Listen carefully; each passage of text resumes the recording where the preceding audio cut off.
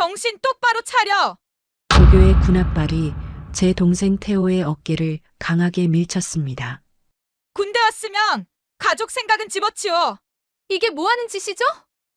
민간인이 훈련에 참견하지 마세요. 여긴 군대예요. 조교가 바닥에 떨어진 가족 사진을 군홧발로 짓밟았습니다. 저는 그 모든 걸 면회장 입구에서 지켜보고 있었습니다. 여러분, 만약 여러분의 가족이 이런 일을 당한다면 어떻게 하시겠습니까? 오늘 들려드릴 이야기는 제가 직접 겪은 사건입니다. 어디서 보고 계신지 댓글로 알려주시고 이 이야기가 어떻게 끝날지 궁금하시다면 지금 바로 좋아요와 구독 부탁드립니다. 자, 그럼 처음부터 차근차근 말씀드리겠습니다. 제 이름은 윤아린입니다. 올해 31살이고 서울에서 회사를 다니고 있습니다. 그리고 저에겐 5살 어린 동생 태호가 있습니다. 21살 얼마 전 군대에 간 제 동생이죠. 태호와 저는 어릴 때부터 각별한 사이였습니다. 엄마는 일찍부터 직장을 다니셔야 했고 아빠는 트럭 운전일로 집을 자주 비우셨습니다. 자연스럽게 저는 태호의 엄마이자 누나이자 보호자 역할을 했습니다. 태호는 유난히 착하고 순한 아이였습니다. 초등학교 6학년 때였죠. 어느 날 태호가 학교에서 돌아왔는데 가방 속 공책이 찢어져 있었고 체육복에 흙탕물이 묻어 있었습니다. 태호야, 무슨 일 있어? 아니, 아무것도.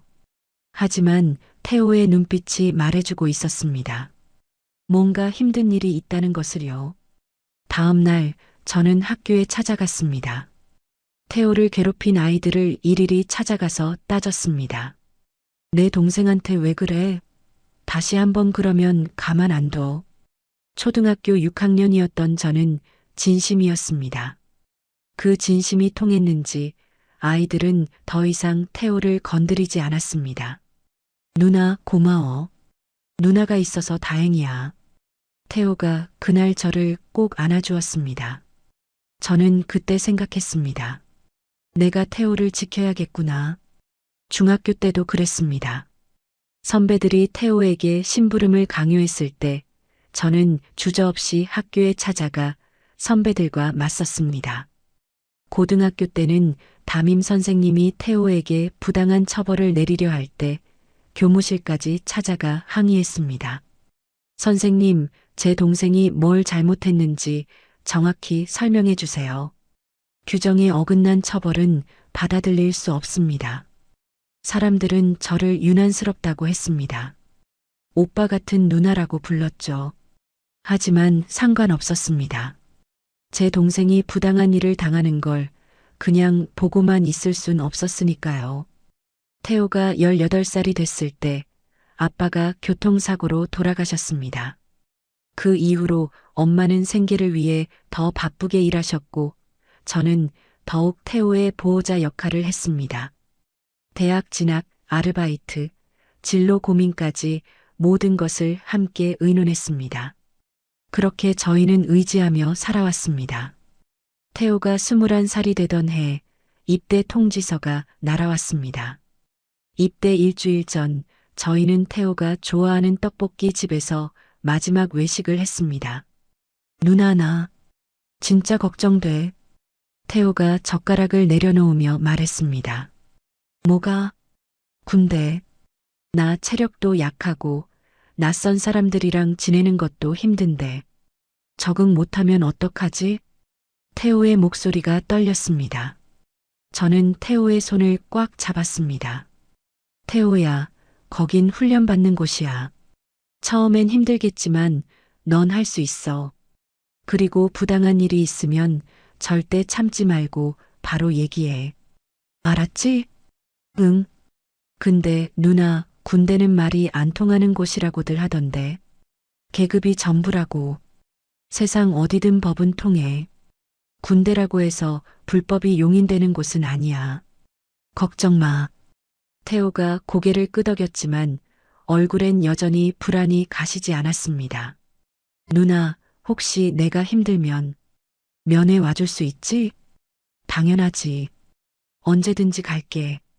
고마워, 누나. 누나가 있어서 다행이야. 저희는 그날 밤 늦게까지 이야기를 나눴습니다. 태호의 걱정, 기대, 두려움까지 모든 것을 들어줬습니다.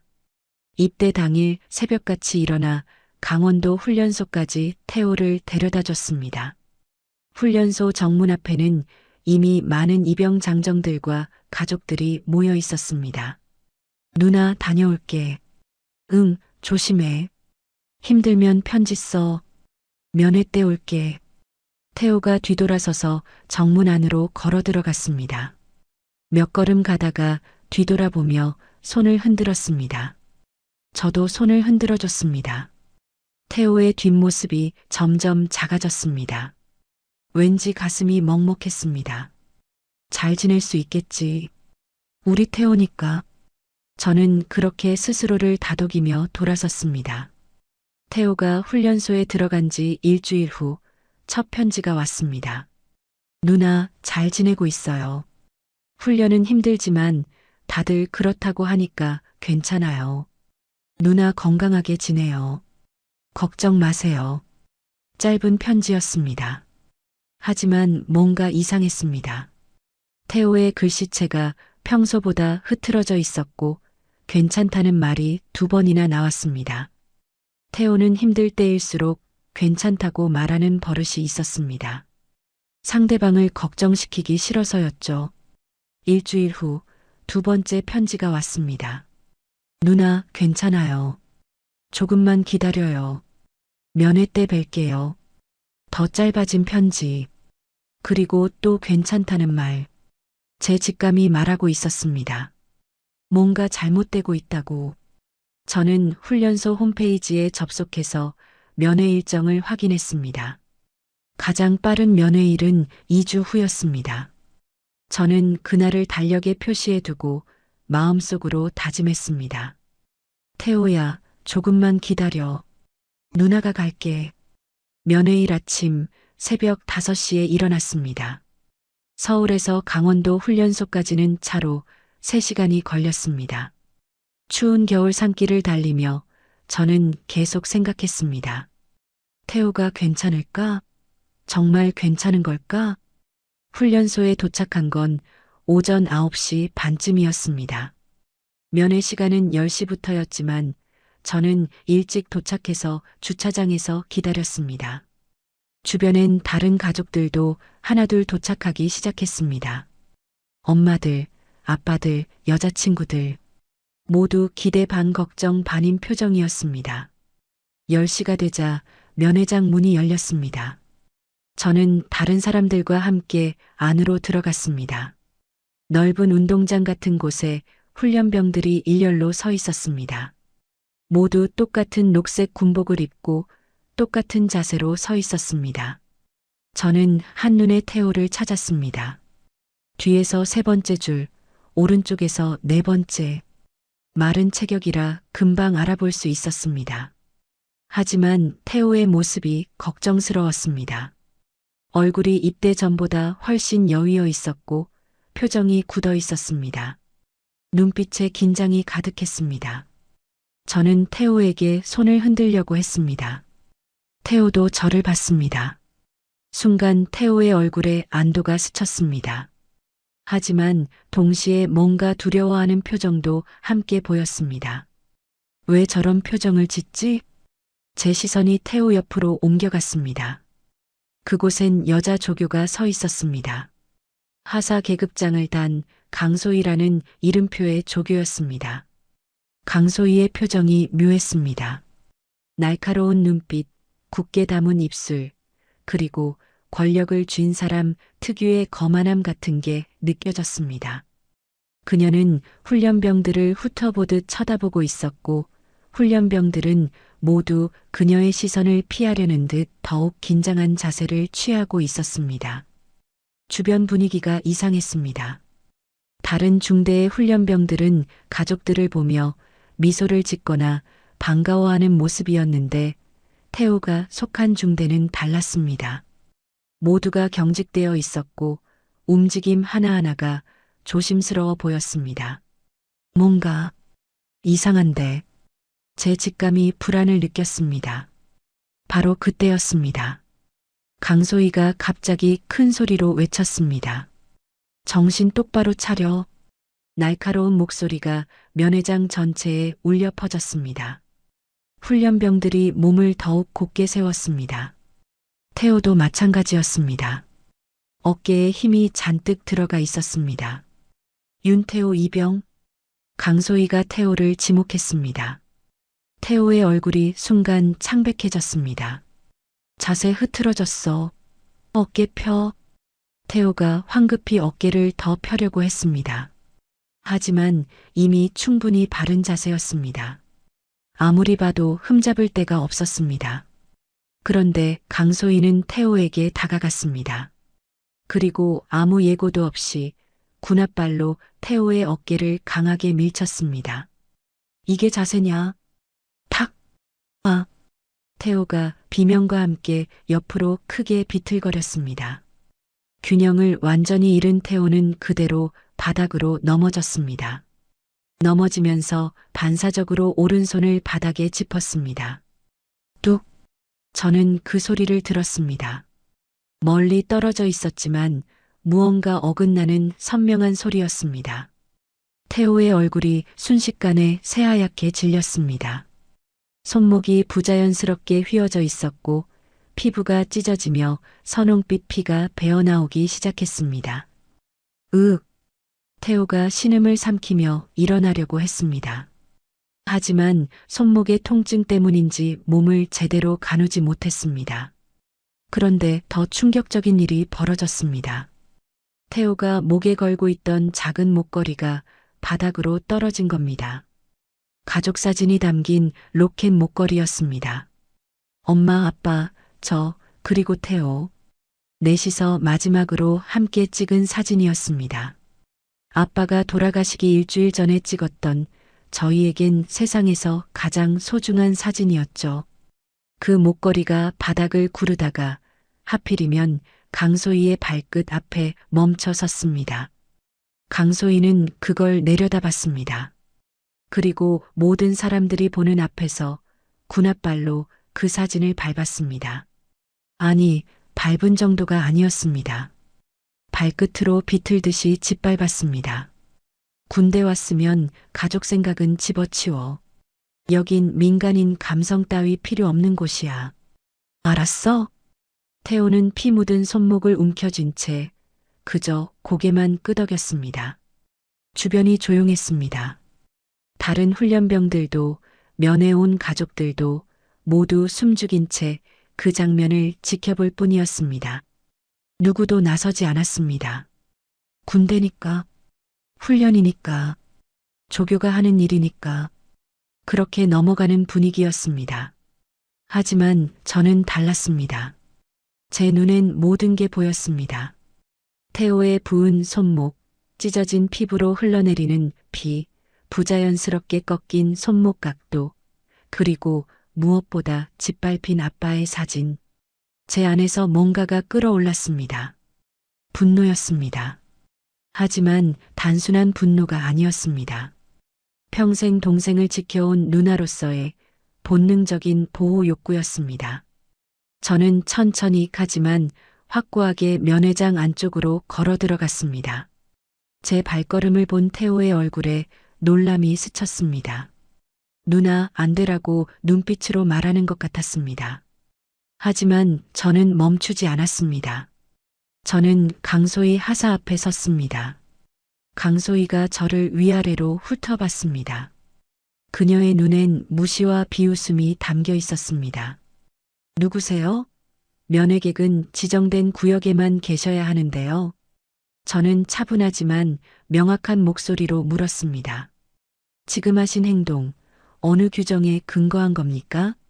강소희의 얼굴에 짜증이 스쳤습니다. 훈련병 자세 교정이요. 뭐 문제라도? 자세 교정이 저렇게 밀쳐서 다치게 하는 겁니까? 저는 태호를 가리켰습니다.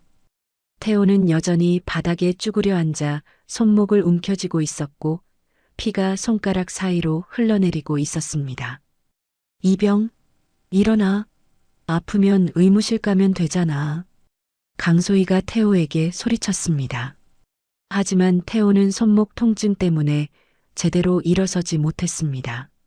민간인이 훈련에 참견하지 마세요. 여긴 군대예요. 강소희가 저를 노려봤습니다. 주변 훈련병들과 면회객들이 모두 이쪽을 쳐다보고 있었습니다. 모두 긴장한 표정이었지만 여전히 아무도 나서지 않았습니다. 저는 핸드폰을 꺼냈습니다. 뭐 하는 거예요? 증거 수집이요. 저는 태호에게 다가가 손목을 여러 각도에서 찍기 시작했습니다. 부은 부위, 찢어진 피부, 흘러내리는 피, 부자연스럽게 휘어진 각도, 모두 세세하게 기록했습니다. 지금 뭐 하는 거냐고요? 촬영 금지예요. 강소희가 제 핸드폰을 빼앗으려고 다가왔습니다. 하지만 저는 이미 사진들을 클라우드에 자동 백업 설정해 둔 상태였습니다. 촬영 금지요? 어느 규정이죠? 면회 시간에 가족 사진 찍는 건 허용되는 걸로 아는데요. 저는 계속해서 증거를 수집했습니다. 바닥에 떨어진 가족 사진 목걸이도 찍었습니다. 군홧발에 짓밟힌 흔적이 선명하게 남아 있었습니다. 그리고 동영상 녹화도 시작했습니다. 하사님, 지금 이 상황 다 기록하고 있습니다. 나중에 법적 문제 생길 수 있으니 주의하시길 바랍니다. 제 말에 강소희의 얼굴이 붉어졌습니다. 당신 지금 협박하는 거예요? 협박이 아니라 사실을 말씀드리는 겁니다. 폭행으로 부상을 입혔으니 이건 명백한 범죄입니다. 무슨 폭행이에요? 훈련 과정이라고요. 훈련 과정에 폭력이 포함된다는 규정이 어디 있습니까? 보여주세요. 저는 침착하게 대응했습니다. 강소희는 말문이 막힌 듯 입만 벙긋거렸습니다. 바로 그때 한 남자 장교가 다가왔습니다.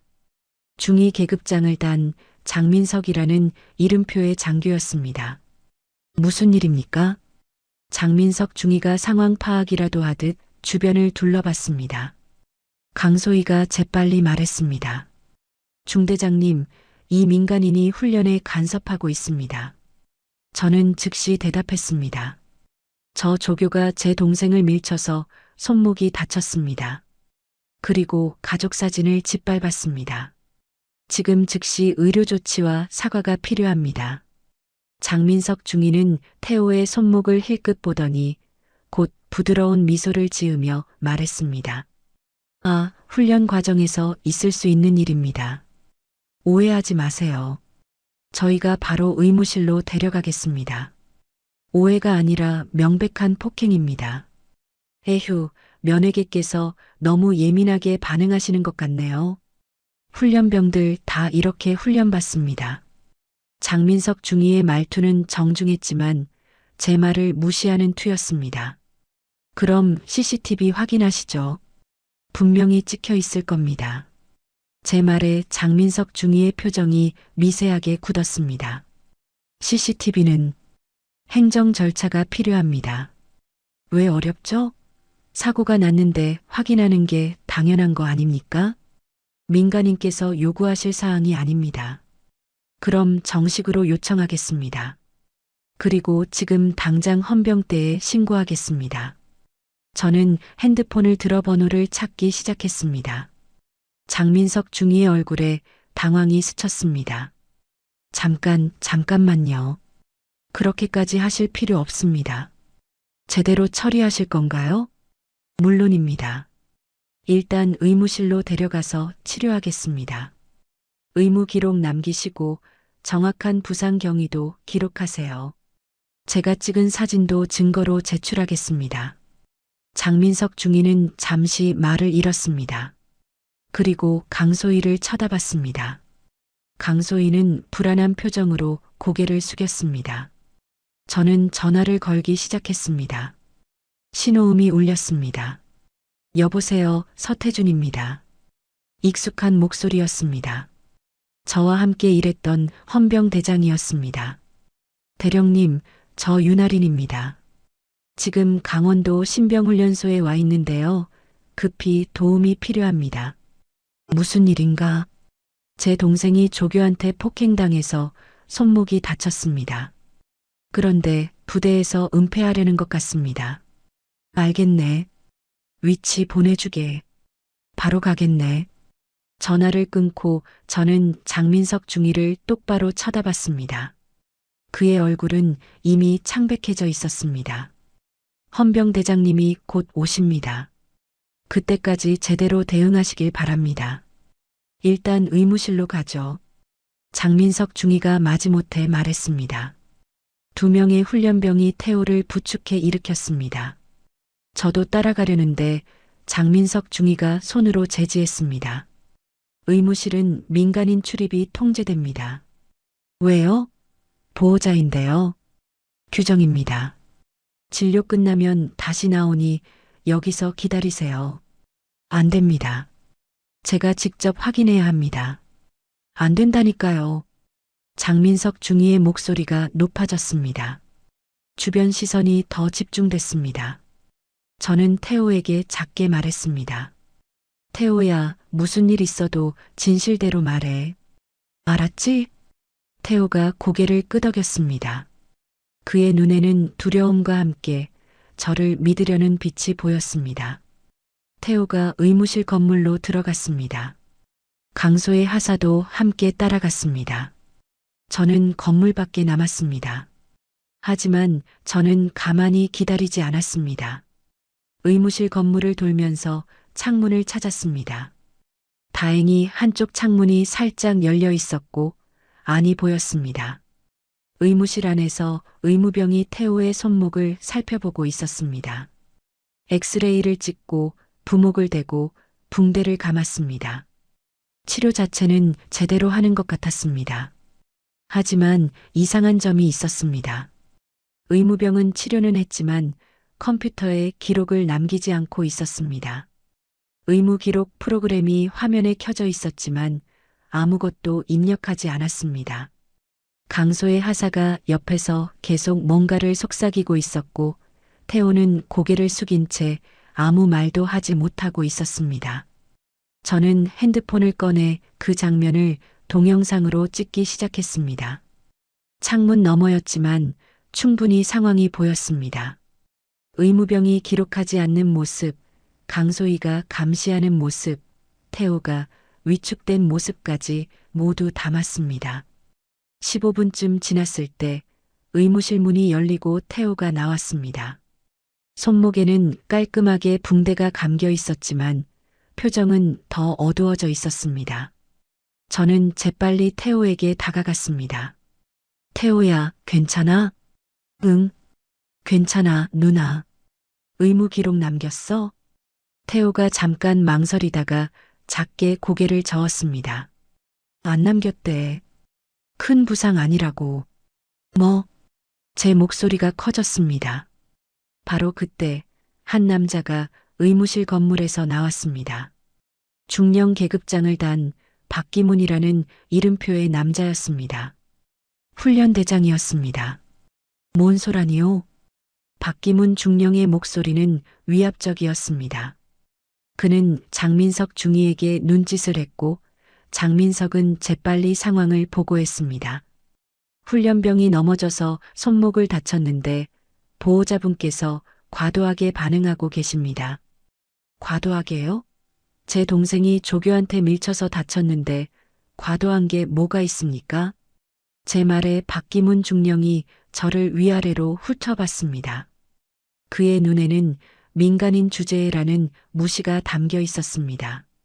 훈련 과정입니다. 사소한 부상이고요. 치료도 다 했으니 면회나 계속하시죠. 사소하다고요? 손목이 부러졌을 수도 있는데요. 부러진 거 아닙니다. 타박상이래요. 그럼 왜 의무 기록은 안 남깁니까? 경미한 부상이라 필요 없답니다. 박기문 중령은 제 질문을 대수롭지 않게 넘겼습니다. 더 문제 삼으시면 오히려 훈련병한테 불이익입니다. 협박이었습니다. 더 따지면 내 동생 군생활 힘들게 해주겠다는 노골적인 협박이었습니다. 저는 박기문 중령을 똑바로 쳐다봤습니다. CCTV 제출해 주시죠. 뭐? CCTV요. 면회장에 분명히 있을 텐데 제출해 주세요. 박기문 중령의 얼굴이 굳었습니다. 그건 행정 절차가 필요합니다. 행정 절차요? 그럼 정식으로 요청합니다. 그리고 이미 헌병 대장님께 연락했습니다. 곧 오실 겁니다. 제 말에 박기문 중령의 얼굴이 미묘하게 변했습니다. 헌병대를요? 네. 서태준 대령님 아시죠?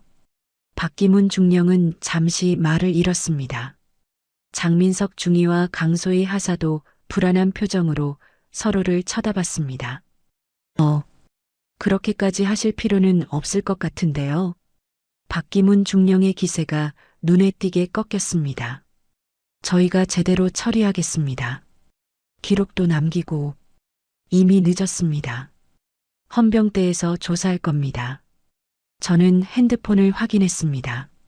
서태준 대령에게서 문자가 와 있었습니다. 30분 후 도착. 현장 보존하게. 저는 화면을 박기문 중령에게 보여줬습니다. 그의 얼굴이 완전히 굳었습니다. 30분쯤 지났을 때 훈련소 정문으로 헌병대 차량 2대가 들어왔습니다. 앞차에서 서태준 대령이 내렸습니다. 서태준 대령은 저와 예전에 함께 일한 적이 있었습니다. 제가 국방부 인권감찰팀에서 일할 때 그는 헌병대장으로 여러 사건을 함께 조사했습니다. 원칙적이고 공정한 사람이었습니다. 할인 씨, 서태준 대령이 저를 보며 다가왔습니다. 대령님 감사합니다. 상황 설명해 주시죠. 저는 처음부터 끝까지 설명했습니다. 강소의 하사가 태호를 민 것, 손목 부상, 가족 사진을 짓밟은 것, 의무 기록을 남기지 않으려 한 것, CCTV 제출을 거부한 것까지 모두요. 그리고 제가 찍은 사진과 동영상도 보여줬습니다. 서태준 대령의 표정이 점점 굳어갔습니다. 알겠습니다. 정식 조사 들어가겠습니다. 그는 함께 온 헌병들에게 지시했습니다. 가해자와 피해자 분리조사, 관련자 전원 진술 확보, CCTV 영상 즉시 확보, 의무 기록 전산 확인. 헌병들이 재빨리 움직였습니다. 박기문 중령이 다가왔습니다. 대령님, 이건 좀 과하신 것 같습니다. 사소한 훈련 사고인데. 사소하다고요? 부상자 나온 폭행 사건을 사소하다고 하십니까? 서태준 대령의 목소리는 차가웠습니다. 박기문 중령은 더 이상 말하지 못했습니다. 조사는 신속하게 진행됐습니다. 태호는 별도의 공간으로 이동해 진술했고 강소희 하사도 따로 조사를 받았습니다. 장민석 중위와 박기문 중령도 마찬가지였습니다. 저는 목격자이자 신고자로서 가장 먼저 진술했습니다. 제가 본 모든 것을 말씀드리겠습니다. 저는 상세하게 진술했습니다. 폭행 장면, 부상 상황, 사진을 짓밟은 행위, 의무실에서 기록하지 않은 것까지 모두요. 그리고 제가 찍은 사진과 동영상을 모두 제출했습니다. 헌병 조사관이 사진들을 보더니 고개를 저었습니다. 이 정도면 명백한 폭행입니다. 그리고 의무 기록 누락은 은폐 시도로 볼 수 있고요. 다른 사례도 있을 겁니다. 제 말에 조사관이 고개를 들었습니다. 다른 사례요? 이게 한두 번일 리 없어요. 조사해 보시면 알 겁니다. 조사관이 고개를 끄덕이며 기록했습니다. 1시간쯤 지났을 때 서태준 대령이 저를 불렀습니다. 할인 씨, 잠깐 보시죠. 저는 그를 따라 별도의 방으로 갔습니다. 그곳엔 컴퓨터 화면이 켜져 있었고 헌병 한 명이 뭔가를 확인하고 있었습니다. CCTV 확인했습니까? 그게 문제가 있습니다. 뭐가? 해당 시간대 영상이 없습니다. 없다고요? 제가 놀라서 물었습니다. 어떻게 없을 수가 있습니까? 의도적으로 삭제된 것 같습니다. 파일 로그를 보니 사건 발생 20분 후에 해당 구간만 삭제됐습니다. 누가? 관리자 권한으로 접속한 기록이 있습니다. 아이디는 박기문 중령입니다. 제 머릿속이 복잡해졌습니다. CCTV를 삭제했다는 건 이게 단순한 우발적 사건이 아니라는 뜻이었습니다. 조직적으로 은폐하려 했다는 증거였습니다. 증거인멸이군요. 서태준 대령이 낮게 중얼거렸습니다. 박기문 중령 즉시 소환하십시오. 그리고 전산 기록 전부 확보하고요. 예. 헌병이 재빨리 움직였습니다. 저는 서태준 대령에게 물었습니다. 대령님, 이거 생각보다 크겠네요. 그렇습니다. CCTV를 삭제할 정도면 다른 것도 숨기고 있을 가능성이 높습니다. 제 생각엔 태호만 당한 게 아닐 것 같아요. 저도 그렇게 봅니다. 의무 기록 전산 확인해 봐야겠습니다.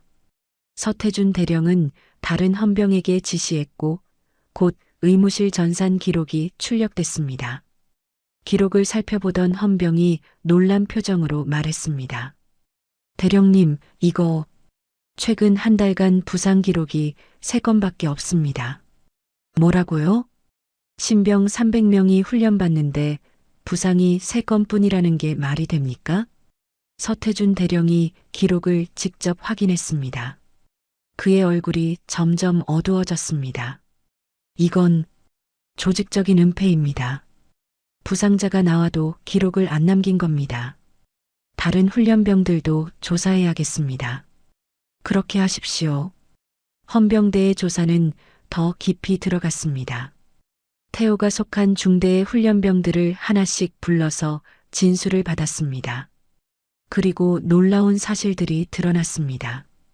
최근 2달간 기록되지 않은 부상이 최소 11건이었습니다. 골절, 타박상, 찰과상 등 다양했습니다. 하지만 의무 기록엔 단 한 건도 남아있지 않았습니다. 한 훈련병은 갈비뼈에 금이 갔는데도 혼자 넘어졌다고 진술하라는 압박을 받았다고 했습니다. 다른 훈련병은 발목을 심하게 삐었는데 훈련 중 실수로 처리하라고 강요당했다고 했습니다. 모두 강소희 하사와 관련된 사건이었습니다. 그리고 매번 장민석 중위가 조용히 넘어가라고 압력을 넣었고 박기문 중령은 아예 보고조차 받지 않은 척했습니다. 의무병도 불려와 진술했습니다. 저도 어쩔 수 없었어요. 의무병의 목소리가 떨렸습니다. 기록하려고 하면 중위님이 괜히 일 크게 만들지 말라고 하셨어요. 그리고 중령님은 부상 기록이 많으면 부대 평가에 안 좋다고 하셨고요. 그럼 당신도 공범인 겁니까? 서태준 대령이 물었습니다. 죄송합니다. 정말 죄송합니다. 의무병이 고개를 숙였습니다. 저는 그 모습을 보며 복잡한 감정이 들었습니다. 분노도 있었지만 동시에 안타까움도 있었습니다. 군대라는 조직의 위계가 얼마나 개인을 억압하는지 새삼 느꼈습니다. 태호도 다시 진술했습니다. 이번엔 좀 더 자세히요. 윤태호 이병, 오늘 사건 전에도 비슷한 일이 있었습니까? 헌병 조사관이 물었습니다. 태호가 잠시 망설이다가 고개를 끄덕였습니다. 있었습니다. 언제, 어떤 일이었습니까? 일주일 전쯤 강소의 하사님이 제가 총 손질을 잘못했다고 뒤통수를 때렸습니다. 어디를요?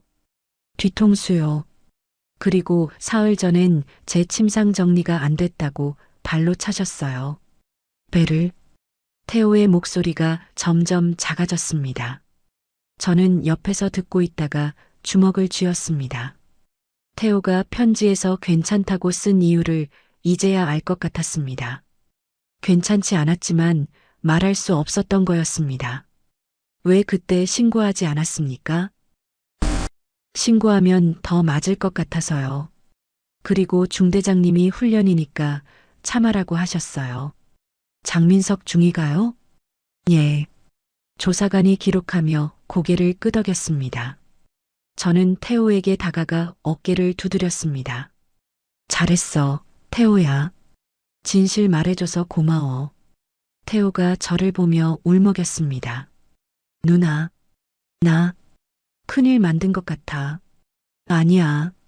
내가 큰일 만든 게 아니야. 원래 큰일이었던 거야. 넌 그냥 진실을 말한 것뿐이야. 태호가 고개를 끄덕이며 눈물을 훔쳤습니다. 저녁 무렵 서태준 대령이 중간 브리핑을 열었습니다. 조사 결과를 정리한 겁니다. 조사 결과 다음과 같은 사실이 확인됐습니다.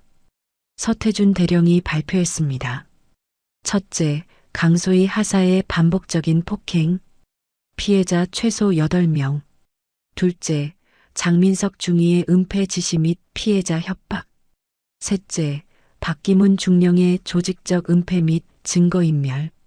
넷째, 의무병의 기록 조작 협조. 브리핑룸이 조용해졌습니다.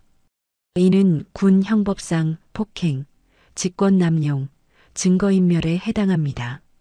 관련자 전원군 검찰에 송치 조치하겠습니다. 박기문 중령의 얼굴이 창백해졌습니다. 장민석 중위는 고개를 숙였고 강소희 하사는 떨고 있었습니다. 저는 그들을 보며 생각했습니다. 이제 시작이다. 이틀 후 정식군 검찰 조사가 시작됐습니다. 헌병대에서 수집한 모든 증거가 검찰에 넘어갔습니다.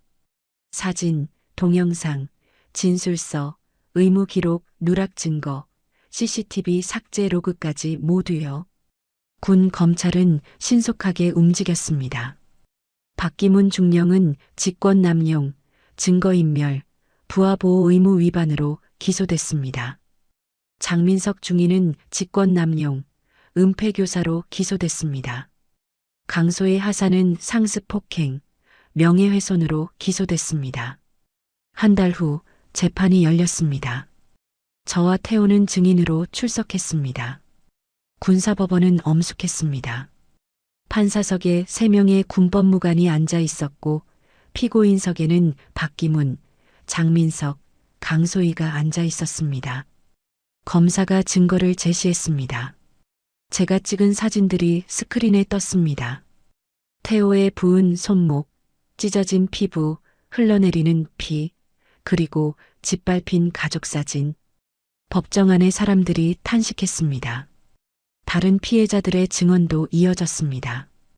갈비뼈에 금이 간 훈련병, 발목을 다친 훈련병, 뒤통수를 맞은 훈련병들이 하나씩 나와 진술했습니다. 저는 너무 무서웠습니다. 말하면 더 맞을 것 같았어요. 한 훈련병이 떨리는 목소리로 말했습니다. 법정이 점점 무거워졌습니다. 강소의 하사가 최후 진술을 했습니다. 저는 잘못했습니다. 그녀의 목소리가 떨렸습니다. 하지만 저도 그렇게 배웠어요.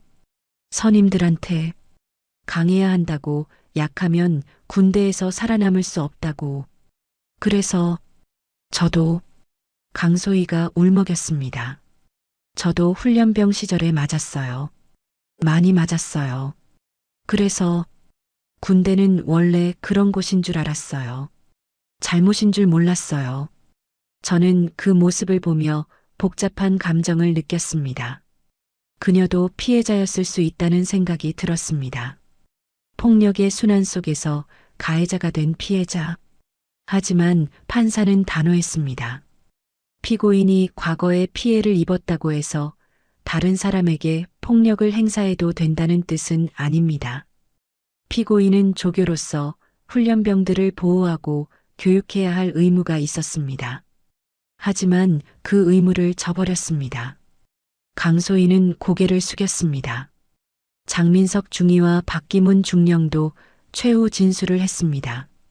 저는 상부 명령을 따른 것뿐입니다. 장민석이 변명했습니다. 명령이라고 해서 불법이 정당화되지 않습니다. 판사가 단호하게 말했습니다. 박기문 중령은 끝까지 자신의 잘못을 인정하지 않았습니다. 부대 명예를 지키려 한 것뿐입니다. 부대 명예는 진실을 은폐함으로써 지켜지는 게 아니라 정의를 실현함으로써 지켜지는 것입니다. 판결이 내려졌습니다. 박기문 중령, 징역 2년에 집행유예 3년, 군에서 파면. 장민석 중위, 징역 1년에 집행유예 2년, 군에서 강등우 전역. 강소희 하사, 징역 1년 실형. 법정 안에 숙연함이 흘렀습니다. 강소희는 울고 있었고 장민석은 고개를 떨구고 있었으며 박기문은 표정 없는 얼굴로 서 있었습니다. 판사가 마지막으로 말했습니다. 군대는 국가를 지키는 곳입니다. 그 안에서 약자가 보호받지 못한다면 무엇을 지킨다는 것입니까? 강함은 누군가를 짓밟는 데서 나오는 게 아니라 누군가를 지키는 데서 나옵니다. 법정이 끝났습니다. 저는 태호와 함께 법정을 나왔습니다. 밖은 맑은 날씨였습니다. 누나, 끝난 거야? 응, 끝났어. 다들 처벌받은 거지? 그래. 태호가 깊게 숨을 들이쉬었습니다. 누나, 고마워. 내 편이 되어줘서. 저는 태호의 어깨를 두드렸습니다. 당연한 거야. 넌 내 동생이잖아. 석 달 후, 저는 다시 훈련소를 찾았습니다. 태호의 수료식에 참석하기 위해서였습니다. 태호는 사건 이후 다른 중대로 옮겨서 남은 훈련을 마쳤습니다. 새로운 조교들, 새로운 환경에서 훈련을 받았습니다. 훈련소 분위기도 많이 달라져 있었습니다. 새로운 훈련대장이 부임했고 조교 교육이 강화됐습니다. 그리고 무엇보다 인권 교육과 신고 체계가 확립됐습니다. 수료식장에서 태호를 봤습니다. 태호는 예전보다 훨씬 건강해 보였습니다. 체격도 좋아졌고 표정도 밝아졌습니다. 손목의 부상도 완전히 회복됐습니다. 누나, 태호가 저를 보고 달려왔습니다. 군복을 입은 태호는 제가 알던 모습보다 훨씬 당당해 보였습니다. 태호야, 수료 축하해. 고마워, 누나. 누나 덕분에 다시 시작할 수 있었어. 아니야. 내가 포기하지 않았기 때문이야. 태호가 수줍게 웃었습니다. 누나, 나 이제 자대 가는데 잘할 수 있을 것 같아. 물론이지. 넌 할 수 있어. 수료식이 끝나고 저는 태호에게 작은 상자를 건넸습니다. 이거. 태호가 상자를 열었습니다. 안엔 깨끗하게 수리된 가족사진 목걸이가 들어 있었습니다. 짓밟혔던 그 사진을 복원해서 다시 만든 것이었습니다. 누나, 지키고 싶은 게 있으면 그게 힘이 되는 거야. 절대 잊지 마. 태호가 목걸이를 목에 걸었습니다. 사진 속엔 엄마, 아빠, 저, 그리고 태호가 웃고 있었습니다. 누나, 이거 평생 간직할게. 그래. 그리고 힘들 때마다 봐. 내가 혼자가 아니라는 걸 기억해. 태호가 고개를 끄덕이더니 조심스럽게 말했습니다. 누나, 나 결심한 게 있어. 뭔데? 나도 누나처럼 되고 싶어. 부당한 일 보면 그냥 넘어가지 않는 사람. 누군가를 지킬 수 있는 사람. 제 눈시울이 뜨거워졌습니다. 넌 이미 그런 사람이야, 태호야. 진실을 말할 용기를 낸 거잖아. 훈련소를 나오는 길, 저는 뒤를 돌아봤습니다. 저 안에서 많은 일이 있었습니다. 폭력, 은폐, 두려움. 하지만 동시에 용기, 진실, 정의도 있었습니다. 제 핸드폰이 울렸습니다. 태호에게서 온 문자였습니다. 누나, 자대 배치 받았어. 헌병대야. 누나처럼 되고 싶어서 지원했어. 저는 미소 지으며 답장을 보냈습니다. 자랑스러워. 힘들면 언제든 연락해. 누나가 항상 내 편이야. 차를 몰고 서울로 향하는 길, 석양이 지고 있었습니다. 붉은 하늘이 아름다웠습니다. 저는 생각했습니다. 정의는 때때로 느리게 옵니다. 때때로 힘들게 옵니다. 하지만 포기하지 않는다면 반드시 옵니다. 태호가 보여준 용기, 서태준 대령의 원칙, 그리고 진실을 말한 다른 훈련병들의 증언. 그 모든 것이 모여서 정의를 만들어냈습니다. 여러분도 기억하세요. 부당한 일을 보면 외면하지 마세요. 사랑하는 사람이 힘들어하면 나서주세요. 침묵은 때때로 공범이 됩니다. 하지만 용기는 언제나 변화의 시작입니다. 세상엔 아직도 부당한 일이 많고 침묵하는 사람들이 많습니다. 하지만 한 명이라도, 단 한 명이라도 목소리를 낸다면 세상은 조금씩 변합니다. 태호가 그랬고, 제가 그랬고, 이제 여러분도 그럴 수 있습니다. 오늘 이 이야기가 여러분께 작은 용기가 되었기를 바랍니다. 어디서 보고 계신지 댓글로 알려주세요. 그리고 이런 이야기가 더 많은 분들께 전해질 수 있도록 좋아요와 구독 부탁드립니다. 오늘도 힘내시고 사랑하는 분들 꼭 안아주세요. 감사합니다.